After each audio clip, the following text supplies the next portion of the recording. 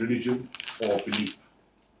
The geopolitical fault lines are not only reviving but are getting deeper. Strategic stability is threatened in almost all regions. Mutual trust and respect among states is eroding. Existing conflicts are getting complex and new disputes are emerging. Threats from terrorism are ever evolving, and challenges emanating from hybrid and cyber threats are reshaping the security paradigm across the world. Disinformation and fake news is being spread as tools of statecraft. Distinguished colleagues, Pakistan believes in the policy of restraint and peaceful coexistence. Hence, our regional perspective is guided by the principles of the father of the nation, Quaid-e-Azam Muhammad Ali Jinnah, who said, "Our foreign policy is one of friendliness and goodwill towards all the nations of the world." Pakistan is well poised to assume an even greater role as a responsible and responsive member in the Committee of Nations. We want to anchor our international engagement in economic cooperation and the inextricable link between peace and development. Our focus is shifting from geopolitics to geoeconomics.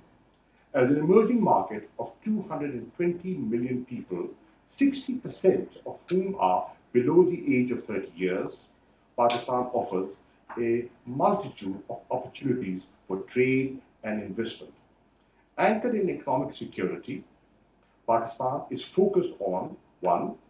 Connectivity by promoting trade, transit and energy flows among Central and South Asia and Middle East. 2. Providing economic basis as a development strategy. And 3. Peace within our borders and beyond. Distinguished colleagues, peace and stability in Afghanistan are paramount in realizing our vision of regional economic integration and trans-regional connectivity. Pakistan wishes to see an end to the Afghan conflict through a negotiated political settlement. We have long maintained that there is no military solution in Afghanistan. We remain committed to an Afghan-owned, Afghan-led peace process. Pakistan has consistently supported the peace process, and our facilitation culminated in the US-Taliban peace agreement and subsequent commencement of intra-Afghan negotiations. We believe a negotiated political settlement is the only way forward. Pakistan and the European Union have a common interest in bringing peace and stability in Afghanistan. As a shared responsibility, Pakistan will continue to play a role in facilitating the Afghan peace process. Distinguished colleagues, the current peace process is a historic opportunity for a political solution. All Afghan parties must seize it to end the conflict and bring sustainable peace to Afghanistan. There are elements both inside and outside Afghanistan which do not want peace and security. We should remain vigilant of mechanisms of such spoils. A high level of violence in Afghanistan remains a major concern. All parties to the conflict, including the Taliban, must agree on reduction in violence, leading to a comprehensive ceasefire. Continued violence following withdrawal of the US and NATO forces could potentially lead to rise in drug production and exodus of Afghans from their country. Pakistan stands as a gatekeeper in stemming the flow of illegal migrants and narcotics from Afghanistan. We've been hosting millions of Afghan refugees for over 4 decades now, the longest protracted refugee population of modern times. We look forward to an early, dignified and sustained return of Afghan refugees to their homeland through a well-resourced and time-bound roadmap supported by the international community. We recognize European Union's consistent efforts as well as stakes in the Afghan peace process and its future role in the reconstruction and economic development post-withdrawal. Pakistan-EU cooperation would be important in preserving the political, economic, and social gains of past 2 decades, as well as rehabilitation of the Afghan refugees.